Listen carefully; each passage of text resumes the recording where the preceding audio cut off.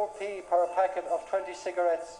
By 10p per packet of 20. Of 10 pence per 20 cigarettes. By the equivalent of 50 cents per packet. By 50 cents per packet of 20. Excises on cigarettes will go up 50% per packet of 20. As a result, Ireland has the highest level of excise duty on cigarettes in Europe. Combine that with figures from the Office of Tobacco Control, which shows smoking is most prevalent among the less well-off and the unemployed, the two groups who can probably least afford to smoke. The huge profits and lack of risk associated with cigarette smuggling when compared with drug smuggling is another attraction for the criminals involved. The importation of drugs carries a mandatory sentence. If you're caught with X kilos of cocaine, you go down for 8, 9, 10 years. It's mandatory. That's not been replicated in the prosecution cases taken on cigarette smuggling. All this has made Ireland an extremely lucrative location for smugglers who deal in illegal and, more often than not, counterfeit cigarettes. We've contraband and we have counterfeit. The contraband ones are genuine product which are smuggled in. The counterfeit ones are made without the manufacturer's approval and smuggled in. The vast majority of counterfeit cigarettes come from China. There's not a day in the week that there's not a seizure made in the member states. The illegal cigarette trade in Ireland is massive. Over 1.5 billion cigarettes are being brought into Ireland and sold on our streets. The Exchequer are losing in excess of €500 million each year, and it's growing. To put it in context, that €500 million would cover the running costs of more than 1,300 acute hospital beds for a whole year. This is not a Robin Hood type of crime where we take from the rich to help the poor. The criminal organisations behind this use the profits from the cigarette smuggling to fund the smuggling of drugs into the EU, trafficking of women, and even funding of terrorism. Back to our illegal cigarette sellers, and you saw how one individual runs his business from his front door. As we move up the ladder, sellers become a bit more sophisticated. Take Mick, for example, who uses handwritten leaflets. He delivers them door to door. He also sticks them on cars outside Mass on Sunday. We got this one from a car in Cork. Mick was offering a wide variety of well-known brands at half the normal retail price. It seemed like an offer too good to refuse, so we gave him a call. Hiya, is Mick around? Hiya, listen, I was just wondering, is there any chance of a few cigarettes? I'm looking for 400 John Player. Alright, okay, that's no bother. Thanks a million. Bye bye. A few hours later, and Mick and his partner arrived to deliver the goods. It was the first time we dealt with Mick, and he wasn't taking any chances. So he stayed in the car, and he sent his partner to the door instead. Did you order cigarettes, no? Oh yeah, well I didn't see it, but she's not here at the moment. Oh, she's not here? Oh yeah, have you got the cigarettes? I have, yeah. Yeah, they're grand. Two was it? John Clare Blue or something, yeah, I don't know where. 72. Grand, yeah, okay, I just had left the money here to get them out. What else have you got? Have you got Silkwood? No, just Score Classic or John Clare Blue. Super King Blue by Times. Right. 72. Right, so thanks. Alright, thanks very much. Right. During the past 6 months, we carried out almost 100 test purchases of cheap cigarettes right across the country. Most were sold to us as Irish brand names.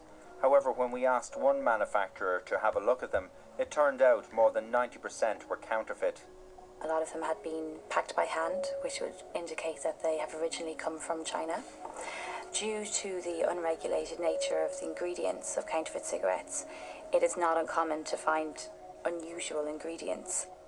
Horror stories, used and bloody plasters inside cigarettes that have been made by hand, rat poo, cow dung, commonly reported being found in cigarettes. We were concerned by the fact that so many of the cigarettes were counterfeit, so we sent samples for analysis to an external independent government-approved laboratory. The results were alarming. In the majority of them, the arsenic and lead content was almost double normal levels. Cadmium, which is also used in the production of batteries and is extremely toxic, was almost 3 times higher than our base sample. I think the general public, though they know that tobacco is dangerous for you and can be lethal, I think they'd be very shocked to note that these carcinogens are present in all tobacco. Arsenic and cadmium are known to be class 1 carcinogens. In other words, we know that they definitely cause cancer. So where do the billions of illegal cigarettes that are sold in Ireland every year actually come from? Well, that's the next step on the ladder. And for that we turn to the internet, where there are numerous classified ads on Irish websites offering cheap cigarettes. Using the alias Martin and posing as a potential customer, we replied to one of the ads. A couple of days later, a woman by the name of Georgina from Eastern Europe arranged to meet and sell us cigarettes in Dublin city centre. Martin? Yeah, hello, Georgina. Hi. Nice to meet you. How are you? Sorry, I'm That's not okay, sure. no problem. Okay, so I got your things. Okay, that's grand. That's 135, is that right? Yeah. I have friends. Look, if you know anybody, if That's somebody right. wants 10 together, I can give one for free, okay? Okay. I have friends that are looking for cigarettes. Would you be able to get them? Do you have them on a regular basis? Of course, I have more 15 at the moment. Okay. And I come back in 14 and I bring more, so right. But do you have any other cigarettes? Can you get other cigarettes? If you tell me the list, I can try to find in Hungary, because there it's different kind of brand, but this is the most wanted, so that's what I bring. Okay, that's no problem. Okay, there you go. so I'll give you a shout. I have your mobile number, so I can give you a call. A1. Okay. Okay, thanks so very if much. anybody wants 10 together, or you can sell it, so sell I 10. Give You give me one free for 10. 10. Georgina is an ant smuggler. The term refers to small-time operators who travel in and out of the country, bringing cigarettes with them every time. She buys genuine cigarettes in Hungary, then smuggles them into Ireland before selling them at a profit. During a subsequent call to Georgina, we discovered she flies between Hungary and Dublin almost every week. She told us she could bring up to 10,000 cigarettes at a time. Hello. Georgina, hi, it's Martin Phillips. How are you? Hi, how are you? I was saying to you the last time I was talking to you, I was hoping to get some more cigarettes. I have a few friends. Yeah. I was looking for 400 Marlboro and 200 Lucky Strike and 200 Dunhill. I go home tomorrow, so let's see. When will you be back? Probably 1 week. Will you text me or ring me maybe when you're back in Dublin? Okay, perfect. On the surface, Georgina might appear to be a harmless individual trying to make a few euros selling cheap cigarettes. The problem is, she's just one of hundreds of ant smugglers doing exactly the same thing. In fact, customs officers seize 500,000 cigarettes a week in Dublin Airport from small-time players like Georgina. That's 26 million cigarettes a year, resulting in a loss of €10 million to the Exchequer. What we call ant smuggling, an individual is paid a sum of money to carry a case of cigarettes through customs. They're getting between 100 and 125 euros for the trip. They only get paid if they get through. A courier with 10,000 cigarettes, taking into account all costs, the net profit would be between 1,300 and 1,500 euro.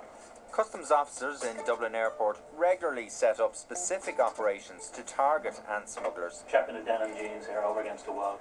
Successful operation we had this morning. We put one organiser and another courier, as we thought, under surveillance, allowed to run through customs and into the airport, where they carried out some counter surveillance.